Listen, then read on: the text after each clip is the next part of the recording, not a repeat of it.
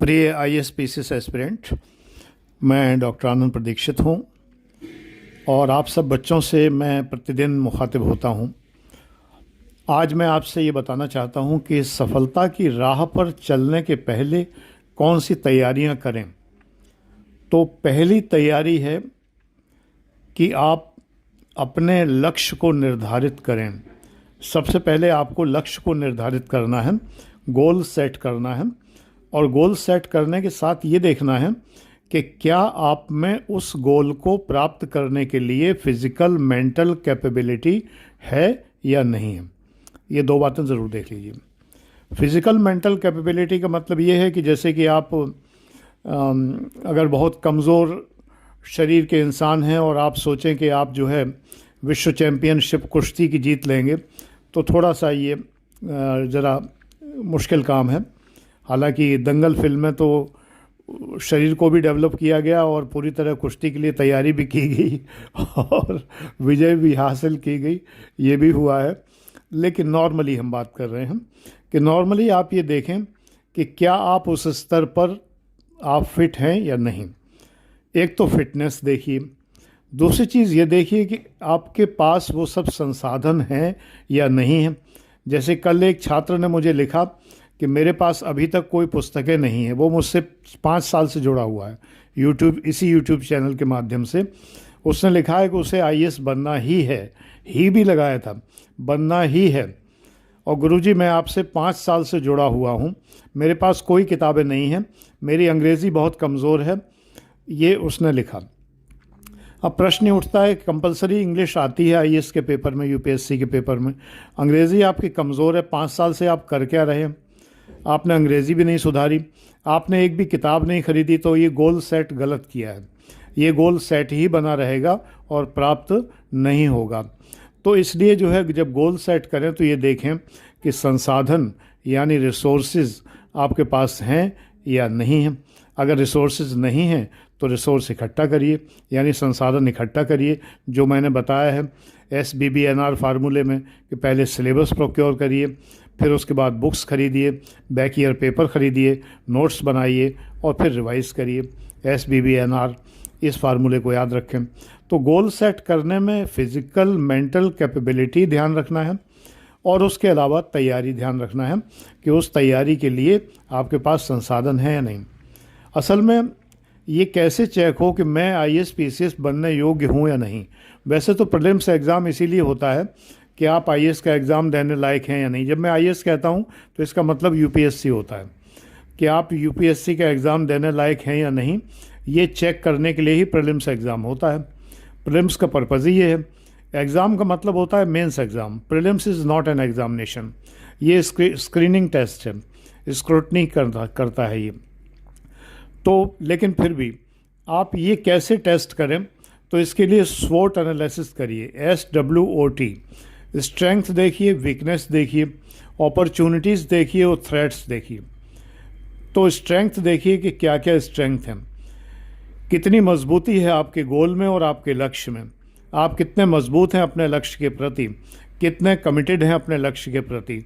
तो स्ट्रेंथ देखिए। फिर अपनी वीकनेस देखिए और लक्ष्य की वीकनेस देखिए कि लक्ष्य कितना कमज़ोर है और आप कमज़ोर तो नहीं हैं या कमज़ोर पड़ तो नहीं जाएंगे। ऐसा तो नहीं है कि आपने तैयारी शुरू कर दी फिर आप कमज़ोर पड़ गए। असल में कहा गया है संस्कृत में, प्रारभ्यते न खलु विघ्न भय न नीचे। जो निम्न श्रेणी के व्यक्ति होते हैं वो विघ्न के डर से प्रारंभ ही नहीं करते, और जो उत्तम पुरुष होते हैं वो प्रारभ्य च उत्तम जनाः न परित्यजन्ति। आरंभ करने के बाद जो उत्तम जन है वो उसको छोड़ते नहीं हैं। तो ये भी ध्यान रखना है। तो SWO अपॉर्चुनिटी, इसमें अपॉर्चुनिटीज़ क्या मिलेंगी, क्या वो आपके लिए योग्य हैं, क्या वो जो अपॉर्चुनिटी आपको मिलने वाली हैं UPSC के थ्रू, 24 तरह की जो नौकरियां मिलती हैं, उनको आप पसंद भी करते हैं कि नहीं करते हैं। मैं नहीं करता था एक्चुअली मैं PCS में बैठा तो गलत बैठा, मुझे नहीं बैठना चाहिए था, मुझे तो प्रोफेसर ही होना चाहिए था, लेकिन मैं नहीं हो पाया। बाय द वे मुझे परमानेंट नौकरी नहीं मिली, नहीं तो मैं PCS में बैठता ही नहीं। IAS की उम्र इसी चक्कर में निकल गई क्योंकि मुझे लगता था सिविल सर्विस मेरे लिए नहीं है और मैंने अपने को फिट भी नहीं महसूस किया सिविल सर्विसेज में। तो ये भी देख लेना चाहिए कि जो सिविल सर्विसेज में आप जा रहे हैं उनके लिए आप फिट हैं या नहीं। वहाँ का माहौल आपको रास आएगा कि नहीं आएगा। मुझे तो नहीं आया, तो मैंने वीआरएस ले लिया। 15 साल रह गए थे रिटायरमेंट के, तभी मैंने रिज़ाइन कर दिया और कोचिंग खोल ली अपनी, क्योंकि मुझे प्रोफेसर होना ही पसंद था। तो कोचिंग खोल ली और मैं सुखी रहा, बहुत चैन में रहा। तो ये भी देख लेना चाहिए कि अपॉर्चुनिटीज़ जो हैं वो क्या हैं और थ्रेट्स क्या क्या हैं, यानी इसमें भय क्या है। माफियाओं का सामना करना पड़ता था मुझे, गुंडे बदमाशों का सामना करना पड़ता था, गोलियां चलवानी पड़ती थी, और कई बार कन्फ्रंटेशन हुआ है, इधर से गोली चल रही है, उधर से गोली चल रही है, इस तरह की। मैं ये सब चीज़ें पसंद नहीं करता था। तमाम बेईमानों से, घूसखोरों से, उचक्कों से, बदमाशों से वास्ता पड़ा। दुनिया भर के लोग जो तरह तरह की चोरी करते हैं, टैक्स की चोरी करते हैं और भी तरह की चोरियां करते हैं, और गलत रास्तों का प्रयोग करते हैं, गलत प्रकार के लोग, डिपार्टमेंट के शराबखोर, नशेखोर लोग, दारूबाज किस्म के लोग जो हैं, तमाम अफसर जो हैं। एक अफसर मेरे साथी थे, वो बीवियां बदलते थे। संडे को जाया करते थे दिल्ली में, वहाँ पर होटल में रुकते थे, 5-6 दोस्त, तो बीवियां बदलते थे आपस में। ऐसे ऐसे तो निकृष्ट किस्म के साथी थे हमारे बहुत सारे विभाग में। तो ऐसा माहौल, कहीं आप उसको उसमें फिट महसूस करेंगे या नहीं करेंगे। तो गोल सेट करने में SWOT एनालिसिस कर लेना चाहिए, SWOT एनालिसिस कर लेना चाहिए। मुझसे एक बार मेरे एक बॉस ने कहा कि शाम को दीक्षित आना तुम, तो हम बात करेंगे। तो मैं उस शाम को गया, तो वो जो है शराब के गिलास खुले हुए थे, 8-10 अधिकारी बैठे हुए थे। मैं तब की बात कर रहा हूँ जब मैं असिस्टेंट कमिश्नर था। तो उन लोगों ने मुझे आमंत्रित किया और कहा कि भाई ये गिलास तुम भी उठाओ, तुम्हारे नाम का गिलास भी है। मैंने कहा सर मैं ना पीता हूँ ना खाता हूँ, क्योंकि वो नॉनवेज खा रहे थे। मैंने कहा ये सब मैं खाता नहीं हूँ, ना मैं पीता हूँ। तो बहुत नाराज़ हो गए, और बहुत ज़्यादा नाराज़ हो गए मुझसे, बहुत कसर निकाली उन्होंने, बहुत सारा मुझे परेशान किया। मैंने कहा सर मैं नहीं पीता। कि बॉस कह रहा है तब भी नहीं पियोगे? मैंने कहा सर मजबूरी है, जो चीज़ नहीं कर सकते वो नहीं कर सकते। शराब पीना बॉस की आज्ञा का मानने में नहीं आता है। आप सरकारी आज्ञा मुझे कोई दीजिए, सरकारी कार्य से संबंधित, मैं ज़रूर मानूंगा, लेकिन ये मेरा व्यक्तिगत जोन है। मैं इसमें आपकी आज्ञा मानने के लिए मजबूर हूँ, मुझे क्षमा कर दीजिए। और ये कह के मैं वापस चला आया। बहुत नाराज़ हो गए उन्होंने, बड़ी बहुत तंग किया मुझे। तो अब समस्या ये उठती है कि क्या इन चीज़ों में आप फिट होंगे कि नहीं होंगे। ये सेल्स टैक्स डिपार्टमेंट की मैं बात कर रहा हूँ। बहुत गंदा डिपार्टमेंट है, बहुत ही गंदा, जिसे आजकल GST डिपार्टमेंट कहते हैं। ये बेहद गंदा डिपार्टमेंट है। जब आप चॉइस दें तो ध्यान रखिए, पैसे ऐसे की मत सोचिए, लेकिन ये बहुत गंदा डिपार्टमेंट है। ट्रेजरी ऑफिसर मैं था तो बहुत अच्छा डिपार्टमेंट था। DM बहुत अच्छे से पेश आते थे, जो बॉस होते थे, और बहुत बढ़िया होते थे। लेकिन ये सब असल में पता नहीं होता। जब आप एग्ज़ाम देते हैं तो आपको नहीं पता होता कि कौन सा विभाग कैसा है। तो ये मजबूरी है, तो ये एनालिसिस आप कर भी नहीं सकते। लेकिन जितना हो सके लोगों से पूछिए, जो लोग उस विभाग में हैं। मैंने गलती ये की कि सेल्स टैक्स ज्वाइन करने के पहले मेरा वास्ता उन लोगों से पड़ा जो अच्छे लोग थे, और उन अच्छे लोगों से वास्ता पड़ने के कारण मैंने सेल्स टैक्स ज्वाइन कर लिया। मुझे लगा ही नहीं कि इतना ख़राब डिपार्टमेंट होगा। मुझसे किसी ने बुराई की ही नहीं, मुझे किसी ने बुराई बताई ही नहीं सेल्स टैक्स डिपार्टमेंट की, जबकि कई अधिकारी मेरे साथ थे।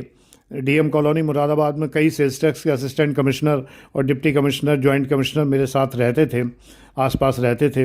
उनसे मेरा आना जाना भी था, लेकिन उन्होंने कभी कमियां नहीं बताई कि विभाग बहुत गंदा है, दीक्षित मत आओ इसमें, ये उन्होंने नहीं कहा। तो खैर कोई बात नहीं, चला गया, फंस गया था, और छोड़ भी दिया डिपार्टमेंट। और डिपार्टमेंट ने छोड़ने के बाद भी पीछा नहीं छोड़ा, बहुत तंग किया, जिसकी कोई सीमा नहीं है। तो इसलिए जो है मैं ये कहूँगा कि जब भी आप चॉइस दें तो एक बार मुझसे पूछ ज़रूर लें। मुझे बहुत सारे विभागों का अनुभव है। जब आप जो है इंटरव्यू के पहले जो चॉइस ली जाती है, जिसमें कि फर्स्ट, सेकंड, थर्ड, फोर्थ पूछा जाता है, तो मुझसे आप पूछ सकते हैं निसंकोच और निःशुल्क। कोई उसकी मैं फ़ीस नहीं लेता हूँ, और मैं बताता ज़रूर हूँ सभी को कि आप चॉइस में कौन सी चॉइस, कौन सी कहाँ रखें। तो मैं आपको, हाँ ये बात ज़रूर है कि आप पैसे के पीछे भागेंगे तो मेरी चॉइस आप नहीं मानेंगे। मैं जो चॉइस दूंगा मैं पैसे की नहीं, करियर की को ध्यान में रख के दूंगा।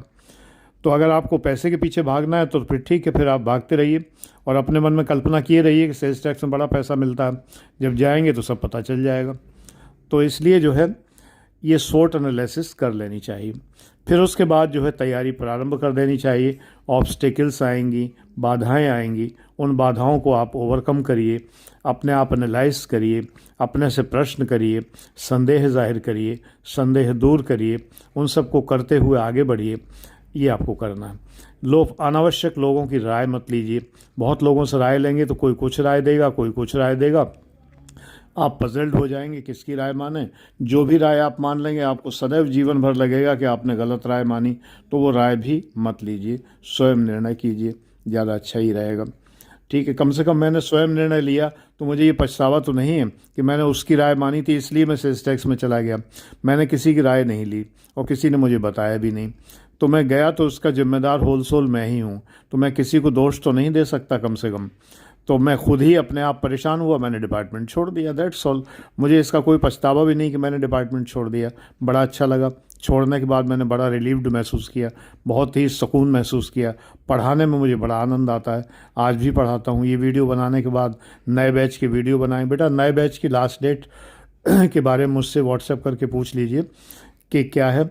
10,000 का डिस्काउंट चल रहा है PS बैच में, मात्र 10,900 रुपये फ़ीस है डिस्काउंट के बाद, नहीं तो 20,900 रुपये फ़ीस लगेगी। एनीवे ये बताना था बीच में, वो मैंने बता दिया। तो इन बातों का ध्यान रखते हुए गोल सेट करें। ये एस्टेब्लिश्ड मैनेजमेंट के प्रिंसिपल्स हैं जो मैं आपको बता रहा हूँ। मैनेजमेंट में ये प्रिंसिपल्स पढ़ाए जाते हैं। चूँकि मैंने पब्लिक एडमिनिस्ट्रेशन पढ़ा है उससे मैंने PG किया है और MBA की बहुत सारी किताबें मैंने पढ़ी हैं, क्योंकि मुझे बड़ा इंटरेस्ट आया MBA की किताबें पढ़ने में। मेरे बेटे ने MBA किया हुआ है तो मुझे उसकी किताबें पढ़ने में बड़ा मज़ा आया, लगभग उसकी सारी ही किताबें मैंने पढ़ डाली, तो मुझे बड़ा ही आनंद आया। तो वो ज्ञान मैं आपको दे रहा हूँ, तो उस ज्ञान का लाभ उठाइए और तैयारी कीजिए। सफल होइए। God bless you.